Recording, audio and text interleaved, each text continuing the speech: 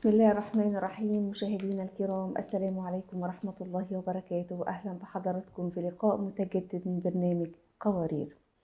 الحمد لله إن الله سبحانه وتعالى أنزل القرآن الكريم وجعل فيه شفاء ورحمة للمؤمنين، وجعل في سنة النبي صلى الله عليه وسلم هداية ونور. قال سبحانه وتعالى: وننزل من القرآن ما هو شفاء ورحمة للمؤمنين.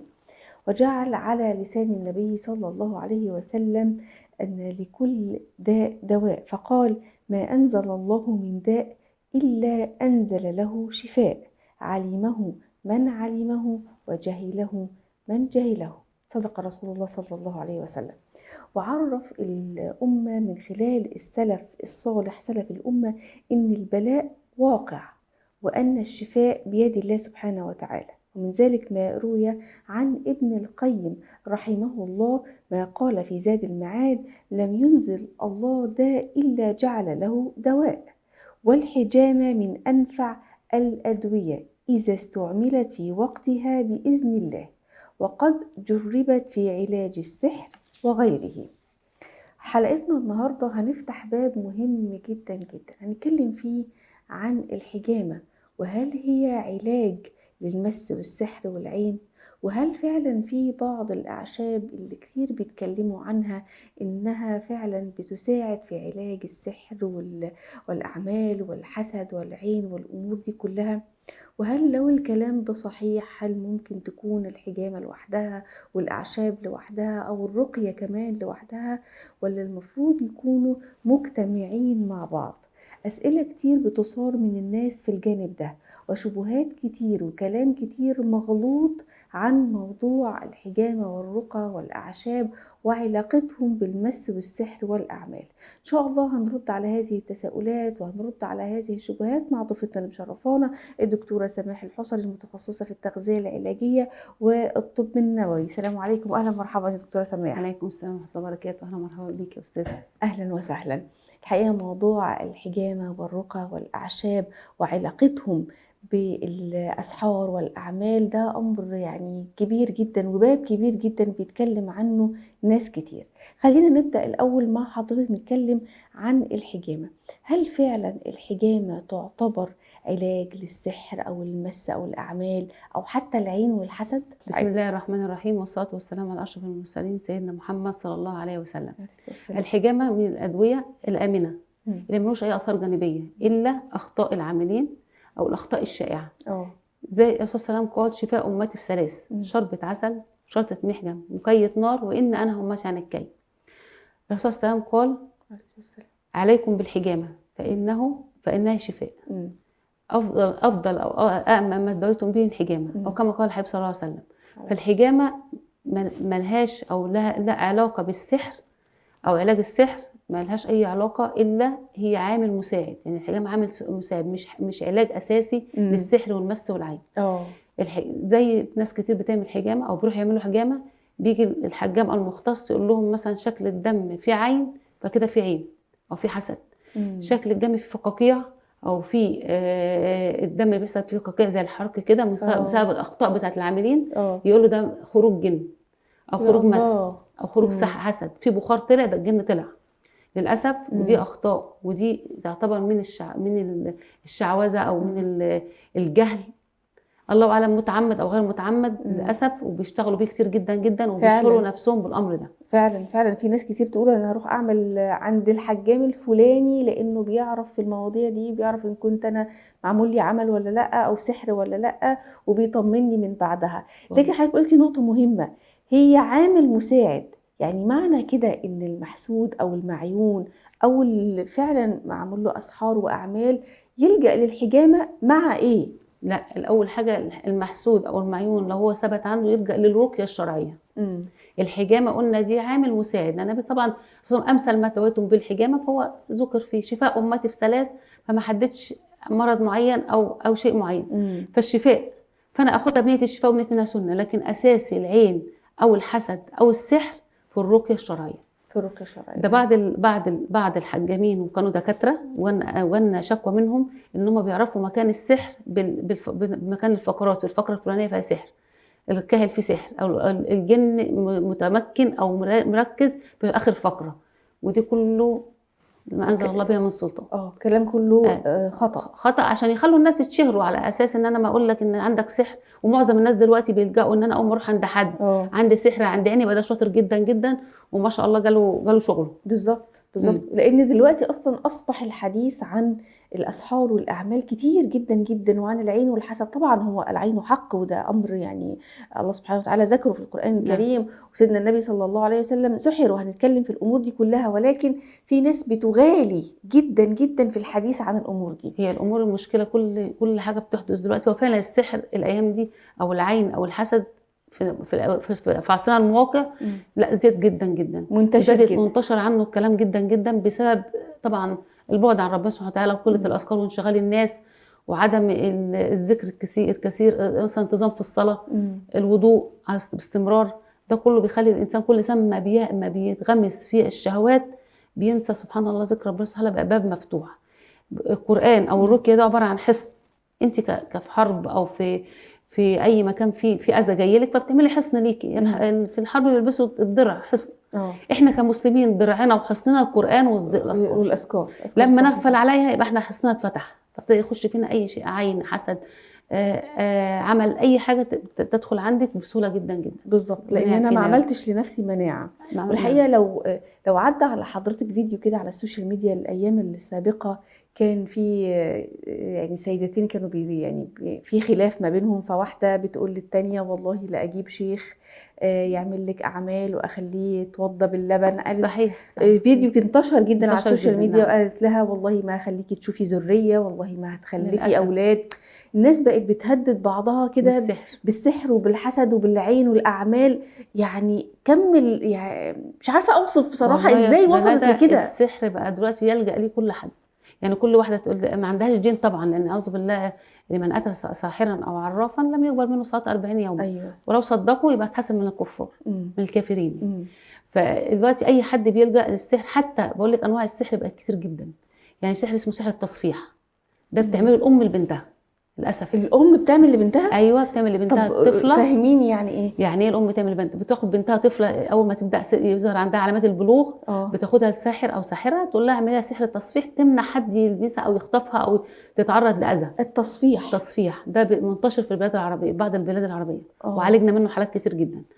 في سحر التفريق، يعني هي بتعمله خوفا على بنتها من انها تتخطف او يحصل لها اي اذى جسدي، يعني خطف، يعني اعتداء جسدي. فدي الام بتعمله لبنتها. بتيجي بعد ما بتيجي بقى تشوف سبحان الله، تبدا البنت عندها السحر سنوات لحد ما تبدا سن الزواج، يجي تقدم لها الخاطب. للاسف السحر بيبتدي يشتغل لانه خلاص اتمكن منها كام سنه. فبيبتدي يشتغل معاها انه يعمل ايه؟ يشوه وشها، الوجه يشوه جدا جدا. وكان حالات الوجه متشوه فعلا زي محروق، يا الله، زي في حبوب، زي بذور. والله عندي حالات بالصوره.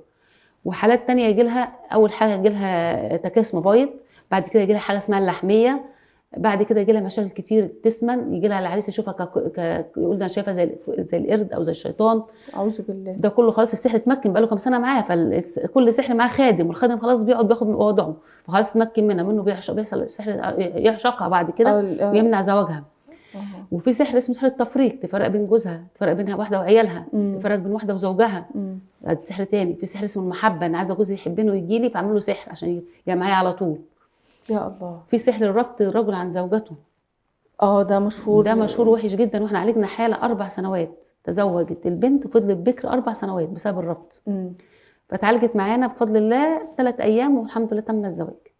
ففي سحر برضو سحر التفريق. في سحر بقى المرض اعوذ بالله. في سحر الموت، يتنوا يمرضك لحد ما تموتي. ربنا يعافينا واياكي. يعني والعياذ بالله. احنا بنشوف القبور لما بينظفوا القبور بيطلعوا منها بعض الصور مكتوب عليها الموت، مرض. يعني انا والله مش عارفه يا استاذه سماح ازاي ناس يجي لها قلوب انها تاذي بالطريقه دي، وهي عارفه ان الاذى ده هيوصل في الاخر. طبعا كله بيد الله سبحانه وتعالى، لكن هيوصل في الاخر في النهايه انها هي تموت او حد من اولادها يموتوا او تتاذي اذى شديد. وصل الحقد والأذى ما بين الناس بطريقة سيئة جدا. طيب لو أنا عايزة قله دين وقله وجهل التوكل على الله سبحانه وعدم وتعالى رضا. استاذه والرضا. سماح، يعني نعم. دكتور سماح، لان الناس بقت بتبص للي في ايد بعضها الا من رحم ربي، مستكتره عليها نعمه الذريه، مستكتره عليها انها كويسه مع زوجها، فازاي وانا لا؟ فاصحاب النفوس الضعيفه يبداوا يعملوا كده. ده بتيجي كمان المرأة ما بيجي يتأخر في الإنجاب تروح الدكاترة يقولوا مفيش فرصة حمل، يعني قليلة جدا، قعدت سنوات ما حملتش، تروح للشيخ عشان الشيخ قالها تحمل، يحصل لها حمل. أعوذ بالله، بيحصل أشياء مذهلة لا يتقبلها العقل فعلا، موضوع الإنجاب، وتحمل بعد كام شهر. هل تحمل من زوجها أو من غيره؟ الله أعلم. والعياذ بالله. أعوذ بالله. طيب فالأمر صعب جدا. احنا عندنا في بعض الناس بتتكلم عن الأعشاب، أعشاب معينة، إن الأعشاب دي لها علاقة بالمس والسحر وبالعين، لو احنا اغتسلنا بالأعشاب دي الأعمال هتفك والأسحار، أو العين هتروح، أو لو مسحنا بيها البيت ممكن لو في حاجة في البيت مش كويسة تروح. فكلمينا إيه الأعشاب دي أصلا، ولو الكلام ده صحيح بيتم استخدامها إزاي؟ بتتشرب ولا بنغتسل بيها ولا بنمسح بيها ولا إيه؟ طيب، هو الأعشاب عامة لم يذكر في السنة أي نوع أعشاب نعالج بها السحر أو المس أو العين. يعني ناس كتير دلوقتي طالعة يقول لك الرسول صلى الله عليه وسلم قال إن السحر يعالج، السدر يعالج من المس، والسحر يعالج من السحر. وبنشوف فيديوهات كتير جدا جدا يجيبوا السدر البودر تمام، بس ويحطوه. مفيش حديث، يعني بعض المشايخ والدعاة بيعملوا حديث، مفيش حديث صحيح ذكر في السدر إنه بيعالج السحر. أمال هو جه منين؟ هو تجارب مع ابن باز رحمه الله أيد الموضوع، تجارب وابن حجر، فهو أيدوا إن هو لأن بعض الناس جربوا علاج بالسدر فجاب نتيجة، فنتيجته كويسة الحمد لله، وعالجنا بيه حالات كتير، بس لم يذكر حديث. ما جيش أقول حديث أنسبه للنبي صلى الله عليه وسلم ولم يذكر فيه حديث. لم يقول الرسول صلى الله عليه وسلم. دي نقطة مهمة جدا جدا. نعم. لأن الناس بيتكلموا عن إن السدر لو جبتي منه 7 ورقات ناشفين ودقتيهم مجرب نعم. بينسبوها لسيدنا النبي. أيوة، ما بتنفيش الفاعلية، لكن بتنفي إن إحنا ننسبه للنبي. النبي صلى الله عليه وسلم لو أي أعشاب بتعالج السحر كان أولى النبي صلى الله عليه وسلم يتعالج بها لما سحر. ولا فيش حديث ذكر صحيح ان في اعشاب بتعالج السحر او المس او العين. هي كلها من الاثر ومن التجارب، وابن القيم وابن حجر. في بعض الاعشاب مثلا السنه شفاء من كل داء الا السام، ده الهرم، ممكن ندخله، ممكن نعالج بيه، لكن ما ذكرش مخصص للسحر. بنيجي نتكلم على القسط، ذكر في السنه، القسط الهندي والسنه والسنود. القسط الهندي، بس برضو ما الرسول صلى الله عليه وسلم ما ذكرهوش صحيح للسحر، هو شفاء لكن ما ذكرش للسحر. زي الحجامه شفاء من كل داء، ما ذكرش برضو حديث ان الرسول صلى الله عليه وسلم احتجم لما سحر.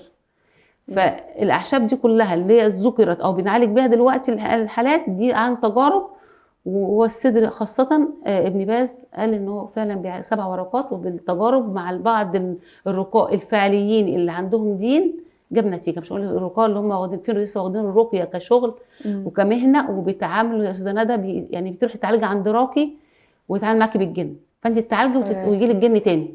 لان بعض الرقاة بيستعينوا بالجان، فبيستعينوا بالجن، يقول لك ده كان مسلم بيساعدني. يعني شرعا كده بيخش ان هو بيعرف اخبارك ويعرف كل حاجه عندك، فبيجي بيعالجك بحاجه اسوأ. فاحنا ما نيجي حتى. طيب احنا خلاص عرفنا ان في الاعشاب اللي ذكرت ان هي بتعالج السحر والحسد والعين هي مش منسوبه لسيدنا النبي، ولكن هي من السلف او من الاثر. نعم، من الاثر مع التجارب. طيب طريق او من التجارب المجربه فعلا واللي جابت نتيجه. نعم. وحضرتك قلتي انك يعني تعاملتي بيها قبل كده. نعم. طب ايه الطريقه ازاي؟ يعني مثلا هنتكلم عن السدر، لان السدر من اشهر الاعشاب اللي بيتكلموا عنها في صحيح. هذا الامر هي والقسط الهندي. نعم. فكلمينا عن الاثنين، طريقة استخدامهم لفك الأسحار والأعمال أو الحسد والعين في البيت. هو السدر مشهور أكتر مع ربط الزوج، يعني بتعالج أكتر حالات أسرع وأكتر ربط الزوج يعني. فإحنا بنجيب 7 ورقات من السدر خضر، بنجيب زلطتين أو زلطة بتكون نظيفة، حجرين يعني. هو الزلط عشان الحجر هينزل الأتربة فيه، لكن الزلطة اللي هي زلطة بتبقى ناعمة أو بالهون بنحكهم بين الزلطين أو ندقهم بين الزلطين، نكسرهم ويتحطوا او بالهون يتدقوا كل 7 ورقات، يعني مش يتدقوا يتنعموا، لا بندقهم خفيف ونحطهم في جالون ميه كبير، وبنبتدي نقرا عليهم الرقيه الشرعيه. عفوا. نقرا عليهم الرقيه الشرعيه، بنقرا ونحط نفسنا في الرقيه زي ما احنا قلنا قبل كده، احنا بنمسك ونقرا الرقيه الشرعيه اللي هي 7، مثلا نقرا الفاتحه، المعوذتين، ايه الكرسي، خواتيم سوره البقره، سوره البقره، ايات السحر كلها اللي ذكرت في القران، الصفات، في الصفات، في ايات من سوره القلم ممكن نبقى نكتبها ان شاء الله. تمام. ده كله هنقراه، وما نقرا بننفس في الميه، مش بنتفل، ننفس، نطلع نفس في الميه 3 مرات، بسم الله بسم الله. يغتسل بيها الرجل او المراه، بيغتسلوا بيها كل يوم 3-4 ايام حسب الحاله، وبيشربوا منها. بيغتسلوا منها خارج الحمام ولا ممكن في البانيو عادي؟ انا افضل عشان فيها رقيه شرعيه، وبعد ما شيخ قال لي يغوص في البانيو، هو في حاجه خارج الحمام، والماء تتكب تحت الشجره او في مكان ما يكونش الانسان بيدوس عليه. ده بالنسبه للصدر. الصدر حلو جدا، ممكن لو ناس كتير احنا ما عندناش الورق الاخضر، طب هنعمل ايه؟ ممكن نستعمله الناشف. الصدر ده بيتشرب؟ ممكن يتشرب، بس يتشرب بيتعملوا تصفيه وتشرب بطريقه معينه، فانا بفضل الغسل بيه. طيب، وبعد كده لو احنا ما عندناش الورق الاخضر، بنجيب الورق الناشف العادي، بس يكون مكان واثقين ان هو صدر، وبناخد منه كم معلقه، 7 معالق صغيرين بمقدار الورقه، وبرضه بنستعمله زي الصدر الاخضر بالظبط، بس يفضل الاخضر يعني اللي هو الطازه.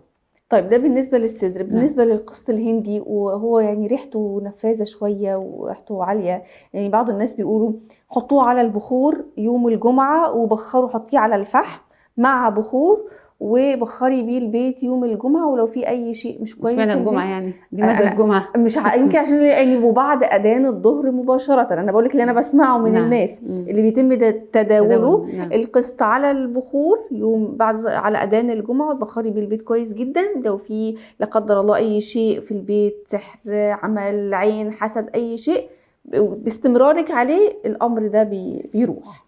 تعليقك ايه على الكلام ده؟ والله تحديد الوقت وتحديد الفتره يعني ده مش صحيح، يعني لم يرد طبعا.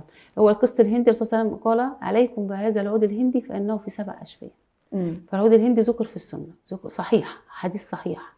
فالقسط الهندي من الحاجات اللي هو فيه بعض السحره تابوا، لما تابوا سحرة كبار جدا، اللي هو كانوا بيتعاملوا مع مرضى الشياطين ومرضى الجن، قالوا ان الجن او الجن بيتأذى من القسط الهندي، من ريحته ومن طعمه، بيتأذوا منه، من شكل القسط الهندي نفسا. وفي كمان بعضهم بيتأذى من الحلتيت، حاجه اسمها الحلتيت، ده عشبه، بس دي قويه جدا جدا، ومش اي حد ياخدها، وبياخدها لازم تحت ملاحظه جامده. عندك كمان الصدر، عندك احنا قلنا الصدر، عندك حبه البركه، الحاجات دي كلها بيتأذى منها. طب اخده ازاي؟ بتاخديه بميه عادي، معلقه صغيره على كوبايه ميه، وبتشرب، او تاخديه صعود من الانف. تعمل ده صعود، يعني نستنشقه في الانف، نضع شويه، نستنشقه، ناخده نحط قليل على اليد ويستنشق، ويستنشق، بيخش عند النخاع، فريحته نفسها بتاذي الجان او بتعالج. ده ليها اثر، احنا قلنا مش من عشان الكلام يتوضح جدا، الحاجات دي كلها عامل مساعد، ومرات مع الرقيه الشرعيه، بنقولها كذا مره.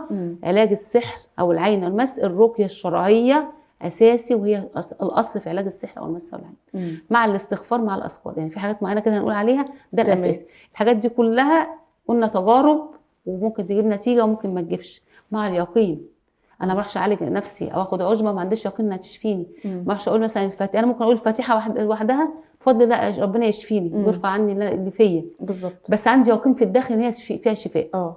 مش بعملها. تمام. طيب، احنا يا دكتوره سماح مازال معانا الحقيقه تساؤلات كتير جدا، خصوصا على موضوع الرقيه.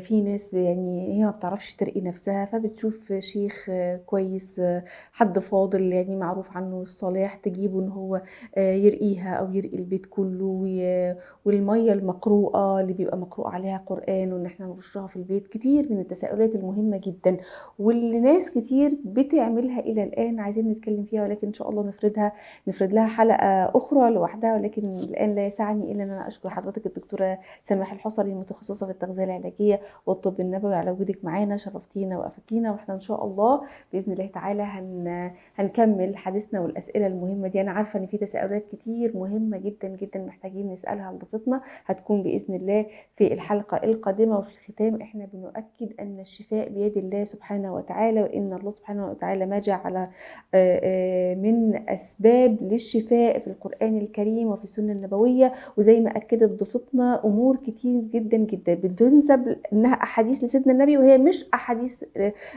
صحيحة ولم ترد عن الرسول صلى الله عليه وسلم، ولكن هي وردت في الأثر وعن التجارب اللي هي اتجربت وفعلا كان ليها نتيجة مرجوة. تابعونا إن شاء الله في الحلقة القادمة، هنرد على باقي تساؤلاتكم. انتهت حلقة قوارير اليوم، وإلى أن نلقاكم نترككم في رعاية الله وأمنه، والسلام عليكم ورحمة الله وبركاته.